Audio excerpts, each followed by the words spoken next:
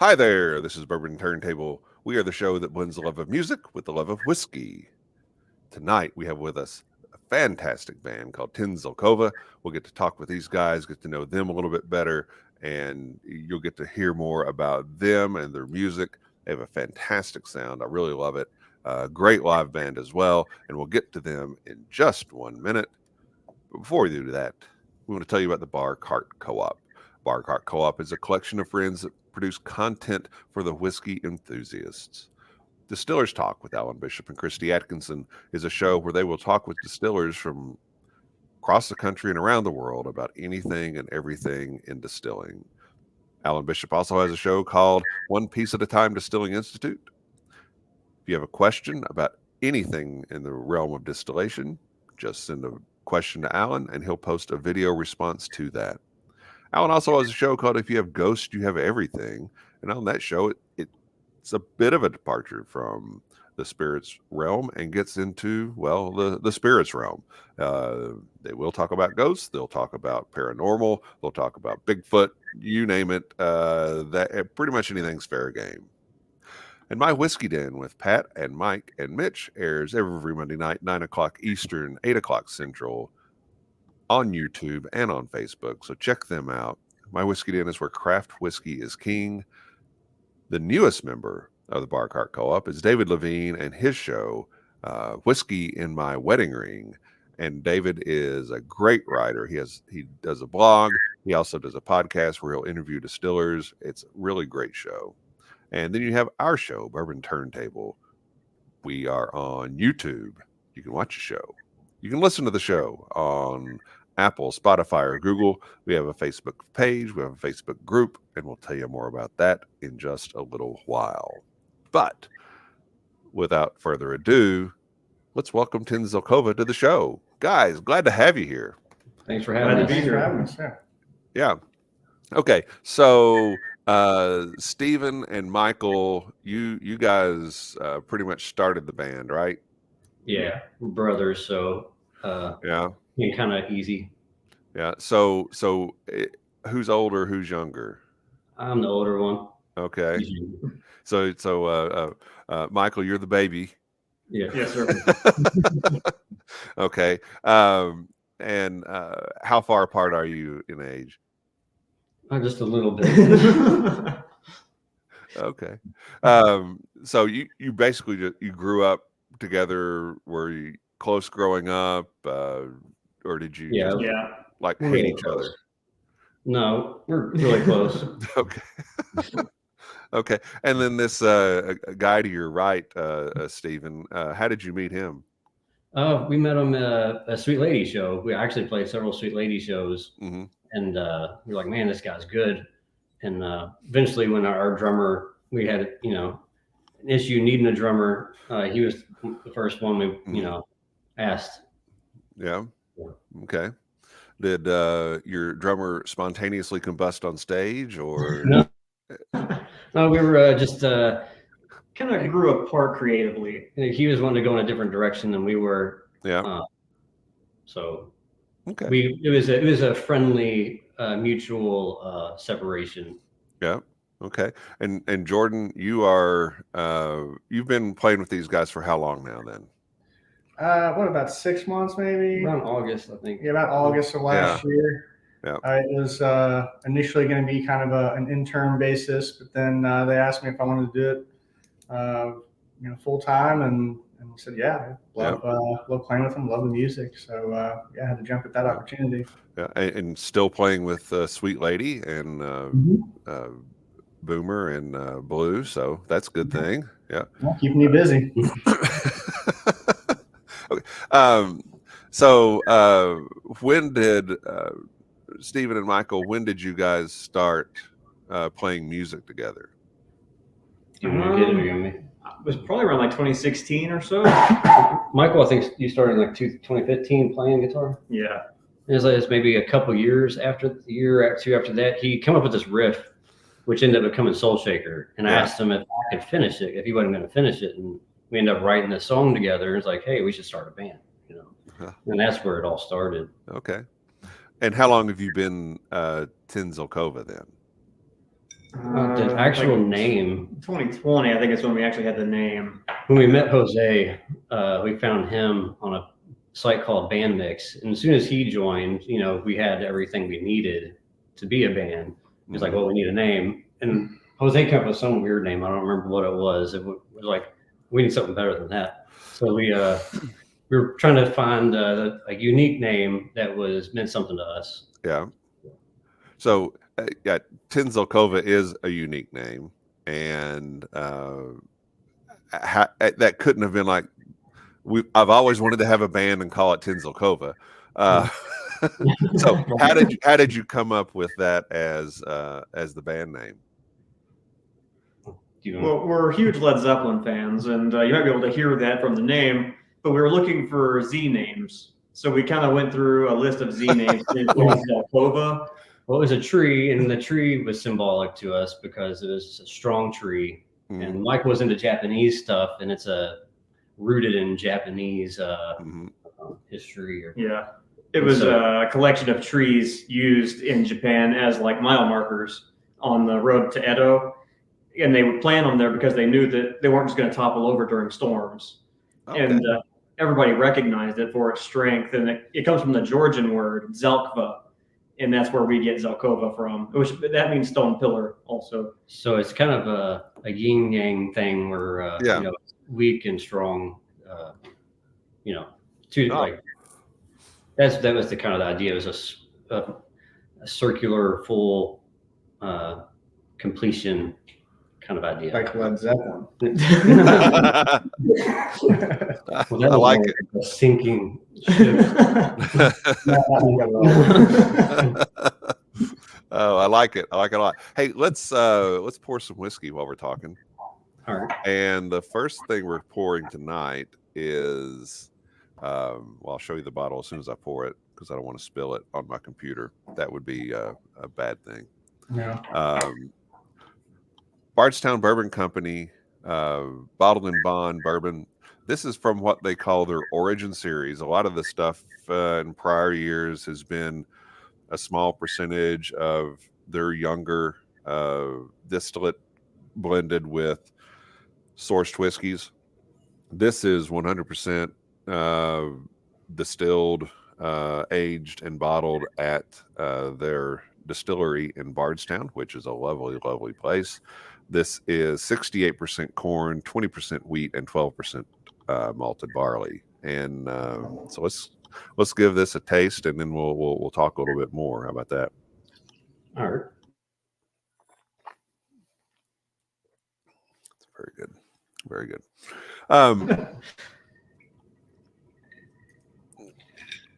So,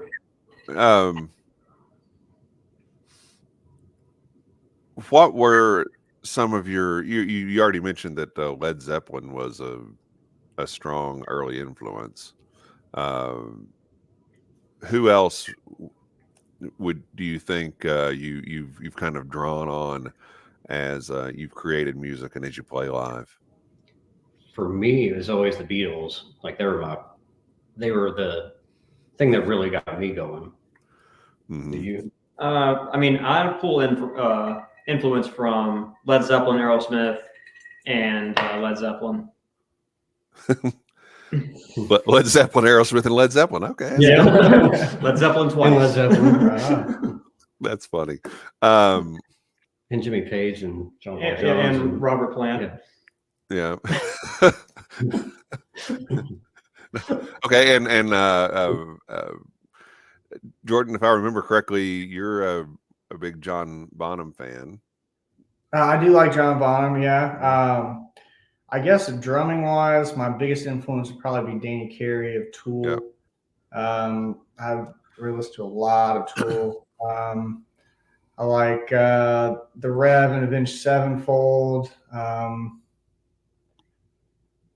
Yeah, and I've been listening to some kind of weird stuff the past few years, more like jazz stuff, and I've kind of gotten into more of that. But I would say, like rock-wise, the foundation probably Danny Carey's like the biggest one probably. Yeah. Well, he's pretty good last time I checked. Yeah, he is. Yeah, good one to look up to for sure. Yeah. So let's talk for just a minute. I want you guys to tell everybody about this show you got coming up on February 11th at Zanzibar. Yeah, I'm looking forward to it. Yeah, we met these cool guys from Nashville called Year Before, and we played a show with them at 21st in Germantown, and they kind of blew us away. We really, it's like, hey, the next show that we get in Louisville, we want you guys to open, or not open, it's a headline. And so we got this show, and they jumped on board, so it's cool. So we're looking forward to seeing them again. Yeah, Zanzibar is a good stage. That's a big place for you guys to be able to play. So that's very exciting. What are your favorite venues to play that you've played, either around in this area or as you've ventured out? Mine was Louisville Billiards before it closed, but it is closed now, unfortunately. I think now our next one is 21st in Germantown. Might be our favorite. Just because we, I don't know, it's kind of becoming our home, you know. But well, and they renovated that place, what, 2 or 3 years ago?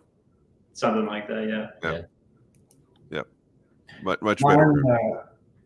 Mine, I think, was Diamonds before it closed down off of Frankfurt Avenue.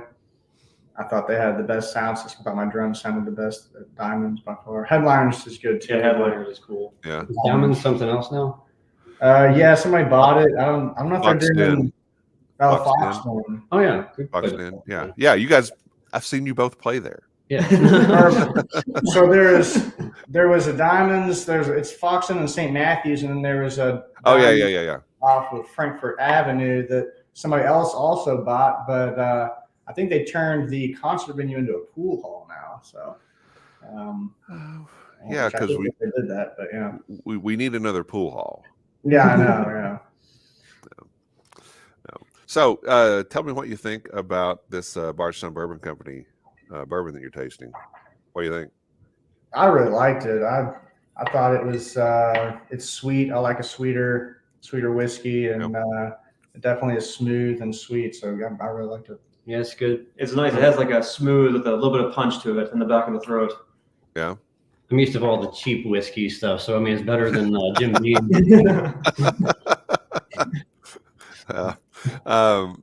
It has a really nice sweetness to it. A little bit of honey and maybe like cinnamon roll icing. And then a little bit of fruit, like maybe some peach, some black pepper, and a little ginger in there too. It's got a lot going on with it. It's about 6 years old, but I think they've done a really great job down there. So if you're ever in the Bardstown area, be sure to check them out. And they've opened a tasting room on Whiskey Row, and I was in there, I don't know, a couple weeks ago, and just had a sample flight, and it's a beautiful facility. They've got some really neat tours going on there too. So check out Bardstown Bourbon Company when you get a chance. So let's talk first albums for a second. And Michael, let's start with you. What was your first album? Do you remember? Oh man, Something you stole from Steven? That's actually probably true. Most of everything that he's got, I mean, he already it came from all of us. Him or my dad. But I can't remember the first one. Mm-hmm. I mean, the first vinyl that I've had, I believe, was Led Zeppelin 2. Oh. Or Rocks by Aerosmith. I remember Here we go. Yeah. Yeah. Okay. Steven, how about yourself? The first one I bought, or the first one that I remember hearing? Either or both. The first one I remember buying with my own money as a kid was a cassette tape of Elvis's greatest hits with a big gold record on it. Yes. Yeah. Yes. Because it's kind of a cool thing about my influences, that I'm influenced by the same people I was influenced by, like the Beatles, listen to Elvis and Buddy Holly and all that stuff. I started with that stuff too. Yeah. So, Elvis for me. Yeah. And Jordan, how about you? First CD I ever bought was Metallica's "And Justice for All" album. I think the second one was Master of Puppets, and the third one was Ride the Lightning. So I was Metallica, like, yeah, first couple albums I bought. So really into Metallica. I was really into Metallica. Lars was really my first influential drummer that I listened to. Yeah, old school. Now, did you start out thinking, hey, I want to play the drums, or did you start out messing around with something else and then get to there, or how did that happen? So when I was really, really little, before I remember, my parents would like make these makeshift drumsticks, and I would bang on pots and pans. And I was actually pretty darn good, and they always thought I was going to be a drummer. And then a few years went by, and then sixth grade happened. You're supposed to pick an instrument, and I picked trumpet. Yeah. And I played trumpet for a year, hated it. And then went and picked the drums in seventh grade, got a drum teacher, and I really liked it. And yeah, been playing ever since. Yeah. Very cool. Very cool. Now, so when Steven and Michael, when did you guys start playing? And did you both start playing electric guitar initially? I started on piano, actually. I started pretty young. I was probably I think I was like 5. And I didn't play electric guitar until I was about 15. Okay. I was 7 when I started playing guitar. Okay. I always wanted to play, though, ever since I was little. And I remember my dad playing a lot because he played a little bit. He wasn't great, but he knew the basic stuff. And so he was the one who showed me my first chords and stuff, and I went from there. Yeah. So if Michael's playing bass and keys, and Steven is playing electric guitar, and Jordan's playing drums, I feel some Rush covers. Well, we both play down for that. We both play piano too, so okay, there you go. Yeah. That would really work. I love some Rush covers. Yeah. So, what was your first concert? Steven, what was your first concert? Mine was Three Dog Night that I remember going to. Yep. At Louisville Cardinal Stadium before they tore it down. Okay. As far as I can remember, I remember going to Winter Jam a lot. That was like one of the most influential ones for me. In 2012, there was Skillet. Skillet was probably like my first real band. Yeah, I love Skillet. They're awesome. Yeah. They're awesome. And Jordan, what was yours? I think first big concert I went to was Metallica and Godsmack at Freedom Hall. God, man, you're just all over this Metallica stuff. I know. I was really digging Metallica back in the day. Yeah, it was right around the time that I guess it's probably right around the time Reload came out, which is like way after Metallica was really big. Well, they were still big, but I'm not quite old enough to get them in the '80s. But yeah. Yeah, you're young. You're young guys. So you had mentioned Steven. I think you mentioned your dad a couple of times, and I know that from just being at shows that he's your biggest fan and a huge supporter. So talk a little bit about the influence that he's had on the two of you as musicians and as a band. Well, he kind of introduced us to early rock and roll stuff because I remember kids at school listening to rap and stuff when I was little, and I brought home a rap tape, and he's like, "No," like he's like, "Listen to this," and I started listening to Elvis and the Beatles, and he ended up giving me his electric guitar he got when he was a teenager as a Kalamazoo, and yeah, he's always been super supportive. Yeah. So when I hear your music, the thing that comes the descriptor that comes to mind for me is psychedelic hard rock, and there is definitely that 60s feel to it, and it doesn't sound like the Beatles, but you can tell that there's some Beatles in it. Clapton and Zeppelin and all that stuff. The bands that I thought of were Cream, the Beatles, the Yardbirds, Zeppelin, and there's a band. Gosh, when were they? Like in late 80s, early 90s called the Smithereens. Have you ever heard of the Smithereens? Remember you mentioned them to us before. Yeah. I think I checked them. I honestly don't remember. Yeah. What they sound like. And they're kind of like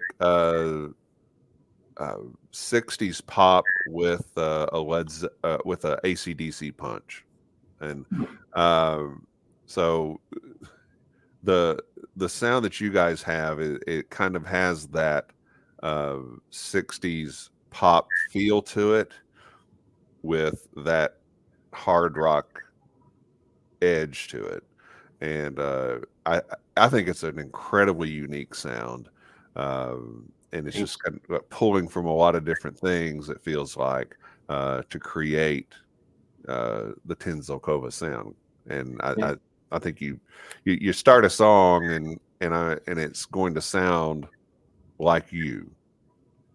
Cool. Now, all that being said, the latest single, or I believe this is the latest single, Wretched Stone, it has a bit of a different sound to it, or a bit of a different approach to it. You've got some acoustic guitar in there. Talk to us about that song and how it's been a development for you guys as a band. It's actually one of my old ones that we kind of just dug up and like, let's redo it. And so it doesn't really, maybe it don't fit our current sound as much, but I don't know. I kind of feel like as an artist, you can, make stuff fit your genre, like fit your sound based on, the guys you got playing it together. But I don't know. Yeah. Michael, you agree with that? Yeah, I agree. Yeah. Now, Jordan, did you play drums on this song when it was recorded, or is this the guy that you replaced? This was Jose, I believe, played drums on this. Yeah. Okay. So when will we hear some music that you've played on? I mean, we are about to go in the studio. A couple of weeks from now, I think we're about to. We haven't actually booked the day yet, but we got some free studio time from winning the Battle of the Bands. So we're gonna start with Jordan. Then we've got some songs that are kind of still getting polished by the guy in the studio from Jose being on. Yep. So we're gonna have a new single coming out February 11th at our show called No Apathy. We played it live. I don't know if anybody remembers that song, but we got a couple more, and then we'll start having stuff Jordan's on. And we're planning on giving the song out for free on February the 11th at the show. Yeah, a little plug for coming to our show. Come to our show, and we'll give you a free song. That's a good deal. That's a very good deal. Well, just go to the show. You're gonna love the show. The show will be great. Well, let's try our second whiskey tonight, and this is, when you put it in your glass, you'll see that it's quite a bit lighter. And what we're drinking, both of the things we're sampling tonight, by the way, are whiskeys that were honorable mentions in our 2023 year in review. If you missed that show, go back and check that out. That was a lot of fun. Talked about a lot of great whiskey, talked about a lot of great music, including we talked a lot about Sweet Lady, which was my live show of the year. I didn't really peg it to any one because I don't know, probably saw you guys 8 times last year. So go back and check that out if you get a chance. But let's try a little MB Roland corn whiskey.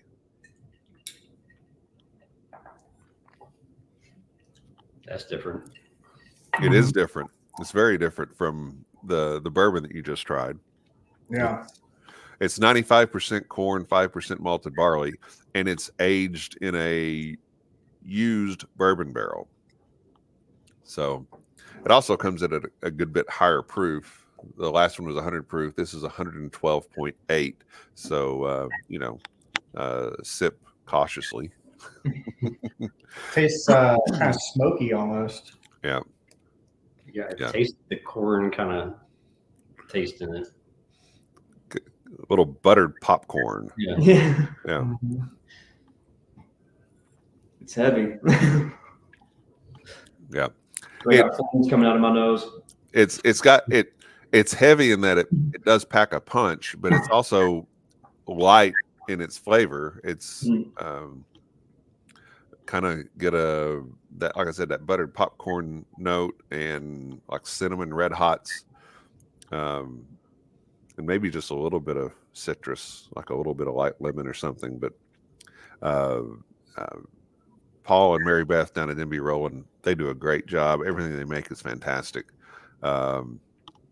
So, and this, if you're in the Louisville area, this is a bottle that's a store pick from Westport Whiskey and Wine. I think they still have a few of these left. $39. So it's a deal. So check that out as you have the opportunity. So let's talk. Well, you mentioned this. Let's go here first.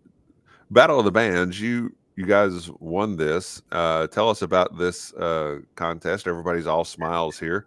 Tell us how that went and how you kicked everybody else's ass. I don't know if it's very humble to say it that way. I can say that. No, everybody was cool. We didn't even play that show to win. We were just playing to play because we just wanted to play. Mhm. And but they were awesome. Like that, the prizes they gave was, kind of beyond our expectations. Mm-hmm. Yeah, it was a really well done show. I can't remember the lady that put it on, what her name is. Nikki Booker, Eclectic Sounds Entertainment. They are planning on doing another show, I was told, later this year, bringing in, like doing another Battle of the Bands and then bringing those winners against each other. So we might be doing another show against some other Battle of the Bands winners later. Okay. And that was, is it in Bloomington? Or where was it? In Indiana somewhere, wasn't it? It was Seymour, Indiana. Seymour, Indiana. Yeah. Okay. Yeah, it was a lot of fun. Yeah. All the bands were real supportive, good crowd. Here's the thing, and if you're, for anybody that's watching, support local live music. Okay, wherever you live, there's somebody, whether it's just a guy with a 6-string acoustic in a bar, a corner of a bar somewhere, there's somebody there pouring their heart and soul into music, and they're not going to charge you an arm and a leg and a Ticketmaster fee to go hear it. Support live music, and just going around and seeing you guys and Sweet Lady and just dozens of other bands in town and beyond. Everybody is very supportive of one another. At a gig once, and the pedal on the kick drum broke, and so they borrowed it from somebody else. And I think we were at a show once at 21st Germantown, and Blues guitar strap broke. Mm-hmm. And somebody from one of the other bands came up and helped him not only get the guitar strap on, but get it fitted, because Blues, like, I don't know, 6'5" or something crazy like that. Mojo Thunder's bassist, I believe, jumped up there. Yeah.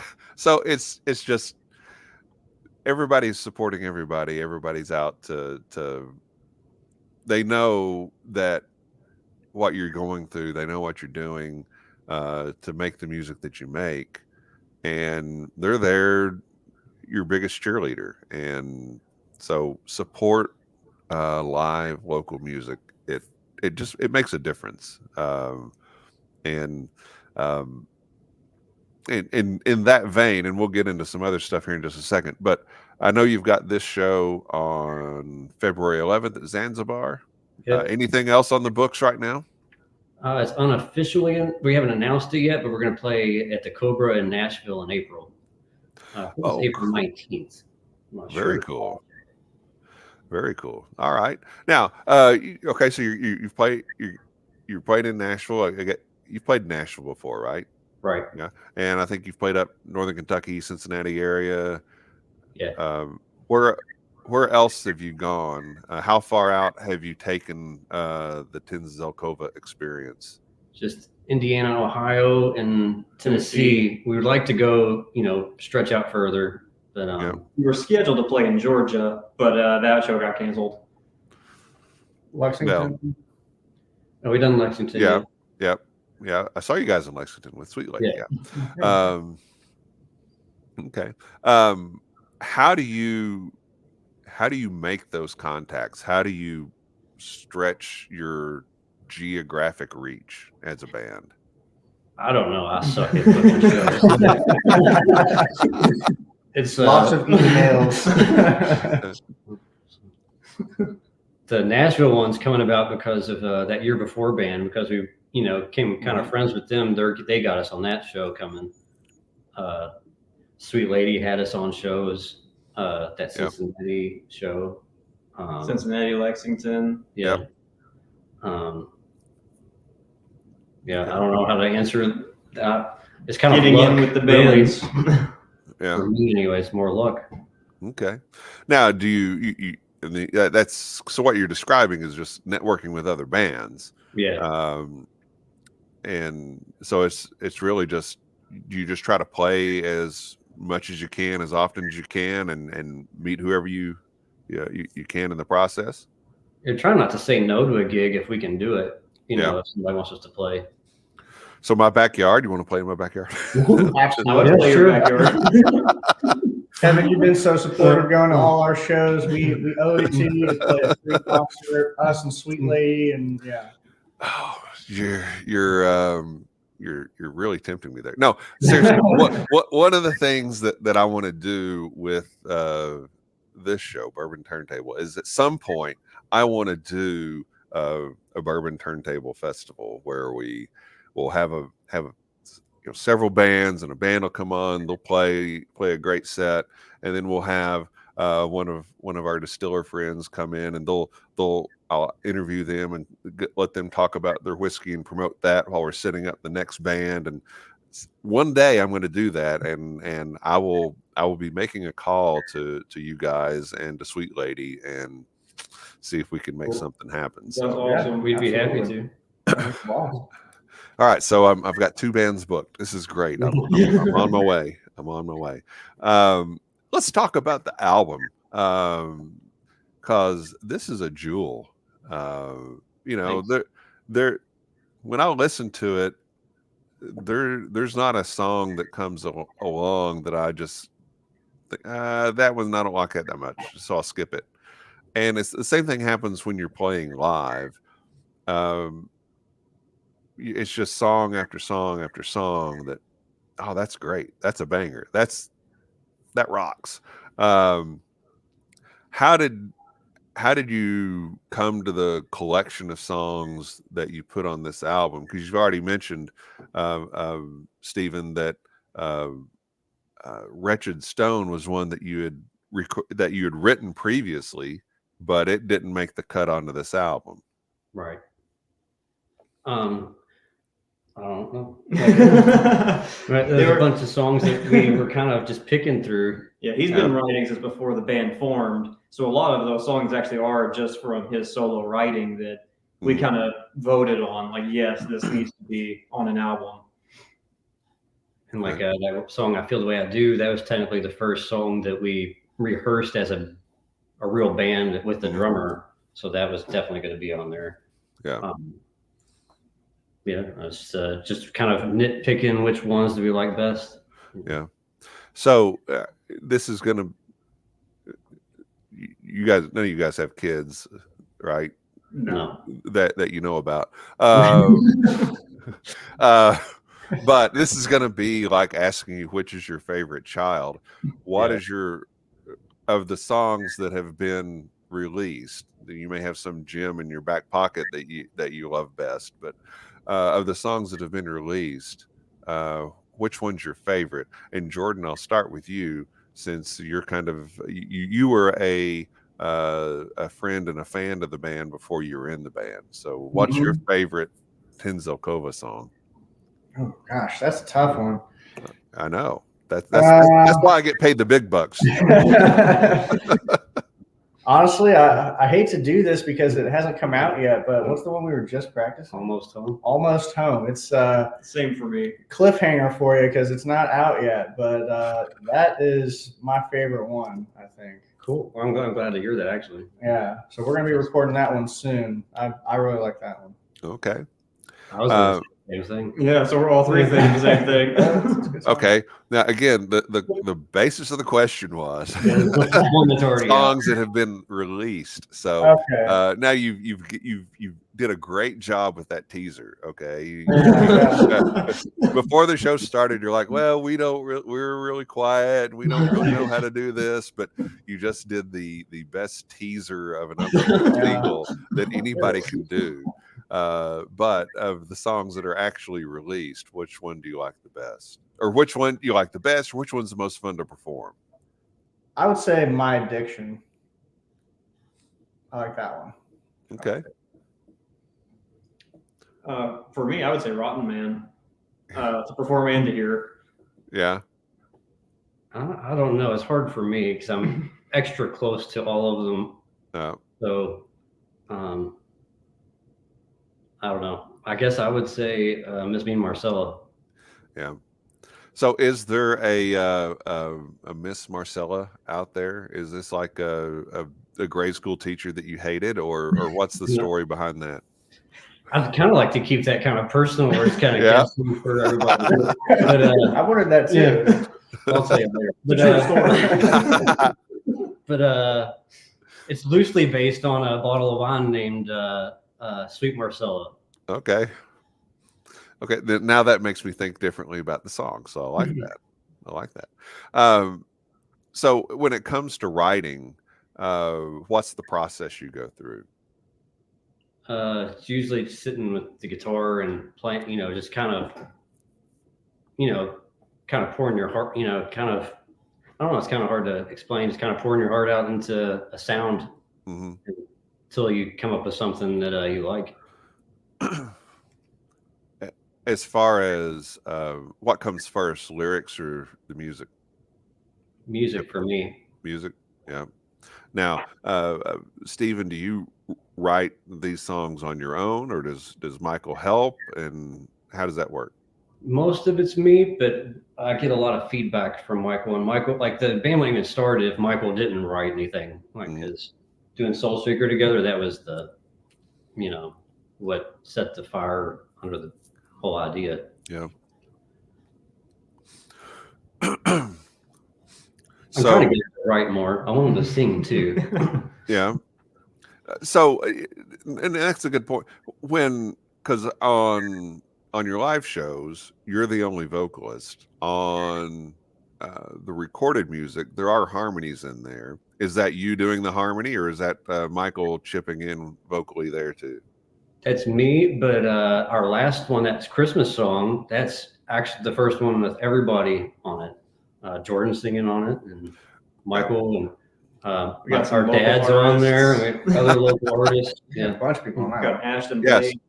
No, that was very cool. Very cool. So one of the things that you guys do in your live shows is, Steven, you start out playing electric guitar, and Michael, no, Steven, one of you, now I've got myself confused. One of you starts out playing bass, one of you starts playing electric. I'm usually starting on bass. Yeah. And then at some point you switch. Right. So is that kind of a showmanship thing, or is that no, this is how we really played it when we recorded the track, or how does that work? Well, it became kind of a showman thing, but it originated because neither one of us wanted to play bass. So No, it was, I play. yeah. So it's like, okay, we'll do that. I'll play bass if you play half of it, and then so that's how it really came to be. Hating on the bass players. Okay. All right. No, Sorry, Boomer. we love it now though. We both you like the Oh, bass. yeah, no, yeah. Yeah. We both like it now. So Okay. All right. Well, I'm teaching myself to play the bass. cool. So at some point you both can play electric and I'll just play bass for you. Yeah, come jam with us sometime. Well, I'm far from that point, but You do 3 chords and play a rock song. a 56-year-old man deciding he wants to learn to play bass is not necessarily the easiest thing in the world, but we'll figure out a way to make it happen. So when you record, do you use a producer or do you self-produce, or how do you do that? We've been using Jordan Bailey at 410 Music. He's I don't know if you say he produces it. I guess we technically produce it, and he just kind of gives us his opinions, and we work together towards it. Okay. And so you recorded his studio as well at 410? It's a mixture between there and home. Okay. The album was actually at 2 different studios. It originated at Downtown Recording with what's that guy's name? Nick Stevens. And kept having scheduling issues. So we ended up doing the rest of it at La La Land Studios. And then since then, we've been doing mixture of home and Jordan Bailey. Okay. So you mentioned the album again, and self-titled debut album, and like I said, there's not a bad track on it from start to finish. This came out about 2 years ago? 2 years ago in October, I think. Or Okay. a year ago. Okay. So yeah. So late 2022. Yeah. Right. Okay. All right. So are there plans to release a new album this year, or are you just going to keep releasing singles? You want to answer? Well, it seems to be the new fad to release singles and then compile them into an album. So we're probably going to release a few more singles, and then we're going to release an album. I don't know if it's going to be this year, though. Kind of just taking it one song at a time, because that seems to be how people seem to take it in. Like, it seems like songs get lost nowadays on the album because a lot of people, don't buy the albums. They just go after those single songs, Yeah. Yeah, but when you're old school, you want an album. Yeah. But we definitely want the album, so we're just working our way slowly towards it. Yeah. I mean, that's kind of, that is, to me, is it's like a mile marker for a band, like Led Zeppelin 1, Led Zeppelin 2, Led Zeppelin 3, Led Zeppelin 4. Okay. Those were very distinct milestones for that band. And, so the way it used to be is a band might release one single before they released an album, and then they would release the album, and then they would start releasing singles off of that. And now it's just single. Oh, and by the way, here's an album, and now we're on to something else. Spotify and all that stuff kind of changed the game, so that like the music industry tells you to like release something like every 6 weeks. So it's like, well, it'd be hard to do an album every 6 weeks. So it's kind of, Yeah. So what do you see as the goals for the band? What do you want to accomplish? Make a career out of it.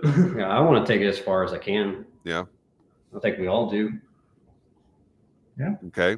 So how do you challenge each other, either as musicians or as songwriters, to keep getting better, to keep moving forward? And when I say getting better, it's not that what you've done before is not great, because you know that I think that it is, but how do you keep building on that? I try to add something different to it. When I put down a drum part, don't just put what is kind of the easy thing to fit the song, but try to come up with I feel like with a 3-piece, there's only 3 different elements to it. So everybody needs to kind of come up with a unique thing to contribute to the song. So try to think of what can I do to contribute to the song uniquely, but still goes with the song. And I don't want it to, I don't want to play the same drum part for every single song. I like for it to be different, and not, I don't want all our songs to sound the same. Yep. Steven, Michael? He's definitely the driving force, I think. Always breaking through the next wall. Okay. I try to keep us all going, like aiming at something. So I don't know. Okay. Because when I listen to your music, I hear some really interesting and complex rhythms on the electric guitar. And when I heard that Jordan was going to be joining your band, I thought, okay, well, this is going to be a chance to do that same thing with the drums and import some of that Tool influence, some of that Rush influence, and not necessarily change the sound of the band overall, but to just amp up the complexity of the band musically. And so I'm very excited to hear what you guys have coming up.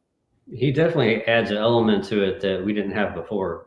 Yeah. So, yeah, I'm looking forward to it too. Yeah. No, he really, unless there's some loser in the crowd that keeps handing him bourbon shots, he really is one of the best drummers around.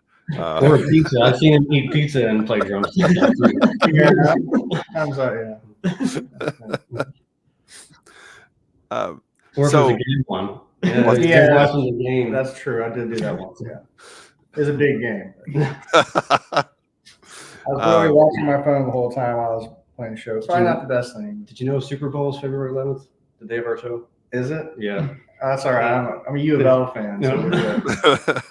So there's not a lot to cheer about right now if you're a U of L. Now, if the Ravens are playing, I'm going to be watching that game. So, Steven, when you're writing songs lyrically, from a lyrical standpoint, is there an influence there? And do you read a lot? I mean, do you read? I do read a lot. Yeah. But I guess a lot of the influences, I try to have like kind of like double meaning kind of things, like like it might mean something physically personal, but then I mean like a kind of like maybe a spiritual, emotional thing also. Yep. Like for example, Dead Masquerade, which is I envision kind of like a battle scene. It's more of like a physical battle, but it may not technically be a physical one that I'm talking about. Yeah. I like a lot of stuff like Jim Morrison and John Lennon. Their lyrical play with words, and, so I kind of I aim sort of towards that. Yeah. And I think Wretched Stone falls into that really well. Yeah. As far as what you're talking about with the subject on that song, but even there's not a lot of just, hey, I'm going to sing a song about some girl I love or some girl that broke my heart. Okay, now there's elements of love and emotion and heartbreak in your music, but it's a little more sophisticated, if that's a fair term to use. I don't know, but it comes it comes across as very intelligent lyrics, and it fits the what I think is kind of the persona of your band. So congratulations on being able to match the instrumentation and the musicality of the trio with lyrics that are very thoughtful. Thanks. Yeah, I second that. I love your lyrics. So Thanks. Yeah, great lyrics. So we know we've got the show coming up on February 11th at Zanzibar. If you are in the area, be sure to check it out. If you are not in the area, go to Spotify and just type in Tin Zelkova and hit play and just listen, and then listen again, and then listen again. The latest song is this Wretched Stone, which I love. It's one of my favorites that you guys do. And then apparently we've got No Apathy that's going to come out on February 11th, and we've got another one, Almost Home, which is the unanimous choice of the band as the best song they've ever done, and we've not even had a chance to hear it yet. So this will be a lot of fun. Really looking forward to seeing you guys a lot in 2024 and hearing a lot of your music as it comes out. So congratulations on the work you've done so far, and Godspeed and God bless to what you've got ahead of you. Because thank you. Thanks. I think a lot of you guys think a lot of again, very unique sound. If you're into, good grief, if you're into classic rock 60s stuff, you're gonna love these guys. If you're into hard rock, you're gonna love these guys. There's just a great many things to love about Tin Zelkova. So be sure to check them out, and we will post links to their Spotify and their YouTube in the notes to the show when we release it. So, all right. Anything else you guys want to bring up while we've got everybody here? No. No. All right. Well, tell everybody where they can find you all on social media. You can find us on Facebook, Instagram, Twitter, TikTok. Now Threads. Yeah, we just did Threads yesterday because there's apparently a demand, but it didn't look like much people were on there. Bandcamp, what else? YouTube. All streaming services, Pandora, iHeartRadio, Spotify, Apple. Yep. Now, okay, YouTube. You did a video for Miss Me Marcella. Yeah. Any other videos out there that we need to check out? It's cool that you mentioned that, because we're actually going to film a professional video starting next Sunday. Okay. For professional one for No Apathy. No Which Apathy. is not yet out yet. Okay. Again, one of those songs that apparently is just really, really great, but they've not bothered to let me hear it yet. So Wait, wasn't that my song that I picked that already came out? Yeah, I think that was my other one that I picked. So I'm 0 for 2 on Oh man, maybe time to find a new drummer. I don't know. All right, so for us, Bourbon Turntable, you can watch this show on YouTube. If you're there, go ahead and hit the subscribe button. You can listen, as you're driving to work or driving to a show. You can listen to us on your favorite podcast platform. We have a YouTube page where we release all of our shows. We have YouTube. We have a Facebook page where we release all of our shows. We have a Facebook group where we will post different things that we may be listening to, different things that we'll be drinking while we're listening to it. May introduce you to something new or different, either on the music or the whiskey side of things. So also want to ask you, if you haven't already, check out our 2023 year in review show. It was a lot of fun. We hit on a lot of really cool stuff and talked a good bit about our friends over at Sweet Lady. Well, when are we going to see Sweet Lady again? I mean, golly, you guys did you retire? What's going on? Chris, he has a newborn, so we've been Yeah. on the back burner a little bit. You guys rehearsed today, though, right? Yeah, we rehearsed today. We rehearsed couple hours ago, but yeah, we're definitely chomping at the bit to get out there.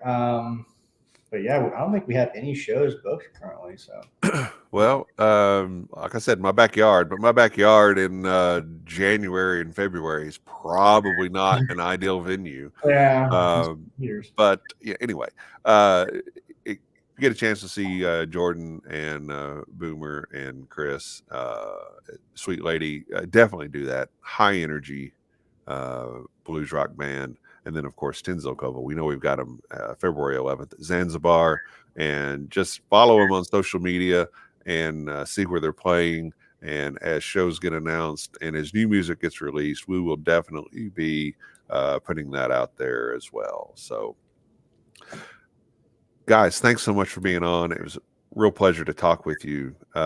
Genuinely love what you do and love your attitude about the way you do it. So thank you very much. Yeah, thanks for having us. Appreciate it. Yep. All right. So until next time, this will be fun. Got Jason Bronner, who is the founder and owner of Bourbon's Bistro and the co-founder, co-owner of Buzzard's Roost Whiskeys. He's going to be on with John Wadle, who is the single barrel manager as well as assistant distiller and you name it at Kentucky Peerless. These guys are going to be on. We're going to record 2 shows. We're going to record one show where we're going to talk about where John and I are going to talk with Jason about Buzzard's Roost. We're record another show where Jason and I talk with John about Kentucky Peerless. So that'll be a lot of fun. And we're going to talk about the music from the year they graduated high school. So that's always an interesting thing. And then after that, we've got Leilani Kilgore and Jeremiah Johnson. They're going to be together on a show. They are playing opening for the Cold Stairs on February 17th in St. Louis.